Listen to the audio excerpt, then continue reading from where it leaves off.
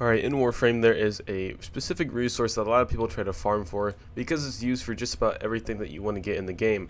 For example, prime frames, or just regular frames for that matter, they all need Orokin cells. Orokin cells are right here for the Ash Prime systems. Most of them need them for the actual Warframe itself. When you look at Gara, to complete the build, even if you have the chassis systems and neuroptics finished, you still need Orokin cells. Now, Orokin cells are very important. Obviously, they go with the frames, but they also go with weapons, with the primary, secondary, melee. All sorts of weapons are going to need this. Even the Archwing weapon needs it. Now there's a certain way I'm going to show how to get these Orokin cells. A lot of people like to go for the classic survival missions. However, those take way too long and are just going to be a waste of your time. So what you'll see as a theme throughout all of these missions is something that's going to save you time that you can repeat, do over and over and over again, and get more Orokin cells that you could ever get with 5 or 10 minutes of survival mission. Now going off the survival mission, a lot of people like to do the survival here on Ceres just because of the resource drop chance. This doesn't really go in effect when it compares to all these missions I'll show you. Now to go to the first mission on Ceres, this is not going to be the best one, but this is going to be a decent one where you can get up to 2 Orokin cells in about 3 minutes, depending on how quick you can kill Lieutenant Krill and Captain Vor. Alright, and if you don't know how to kill any of these two, Captain Vor is pretty easy. You just shoot him, and if he goes in that little bubble that he does right now, he'll spawn enemies around him, and you just have to kill all of those enemies in order for him to pop back out of his bubble, and then for you to just continue putting damage into him.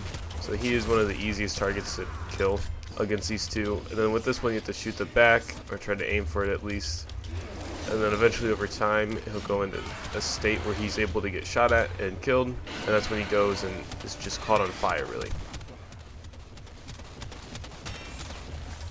Okay, and this is what I'm talking about. He does this little fiery thing.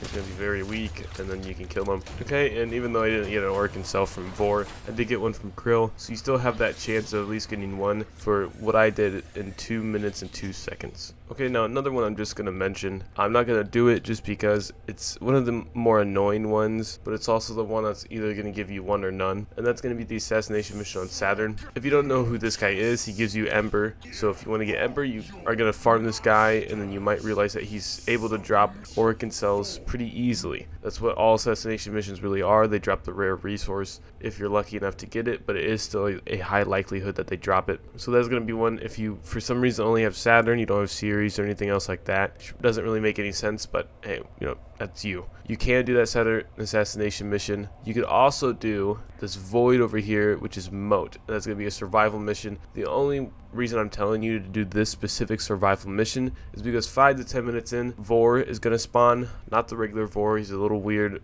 half-cut dude. When he spawns, you're going to have to kill him, and he can drop Argon crystals and Orokin cells. So you have that chance of getting Orokin cells, but again, like that assassination mission I just told you about on Saturn, this is a one or none. He's the only thing on this place that can drop Orokin cells, so you really have to hope for him to spawn and for him to drop that Orokin cell. And if not, you wasted 5 or 10 minutes, which is why I really don't like people to do this type of mission unless they're farming for Argon crystals or anything else like that that's on Void, and they want to say, you know, they want to try to get Orokin cells, and to try to get them all out in one go, they'll go here in survival, get Vor, get a Orokin cell, get maybe a few Argon crystals, and whatever else is on this place with his Rubido or anything else along those lines. Now showing you the best place to get these Orokin cells, that is going to be on Deimos, and that is going to be Lephantis. Lephantis is a great way to get Orokin cells along with Neurodes, so this is really my go-to if I'm farming either one of those two. I'll just repeat this mission over and over, and here I'll show you why. Okay, and then trying to talk over, well, Lotus really. What happens here with Lephantis is he's going to spawn 3 little heads at first that you're going to have to kill, and you have to shoot the little red weak spot on them. And the reason I'm saying this is the best spot to farm is because each of these heads have a drop rate once you kill them. One of them can drop an Orokin cell, Neurodes, or even both. Okay, and like that. Pretty easy, and we got our Orokin cell, and that's just the first one we've killed, which is pretty good. And then you always have that chance of getting all of these to drop them.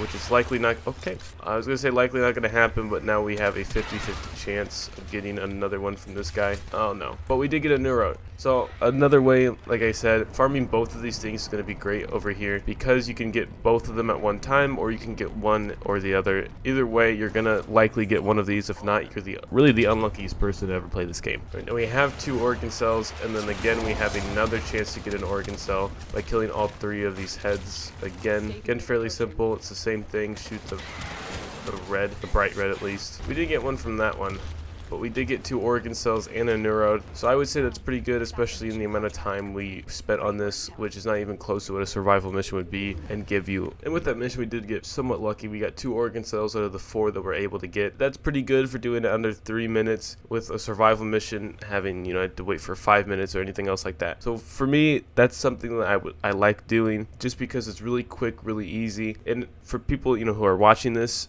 and you don't want to waste that much time doing all these survival missions. I mean, I know the best way to get like a small resource, if that's polymer bundle or anything else along those lines, survival missions are going to be the best bet for you, or maybe defense missions. Those long duration missions are going to be good, but for something like this where you have to get a rare drop, it's kind of hard to do that from just random common enemies. You're going to have to try to find the big boss, which in this case we did 3 assassination missions, and an assassination mission and a survival mission, which is Moat on Void. I hope you found this useful, and if you did, please consider subscribing with the icon in the middle. And to the right will be a playlist of all the Warframe videos I've done. If you like this one, you will like the other farming videos I've done, along with getting some frames that some people may not know how to get. And to the left will be the most recent video I've ever done on this channel. That's likely going to be a Warframe video, or possibly a GTA video coming here soon. Alright, with all that said, thank you for watching, and I hope you enjoyed.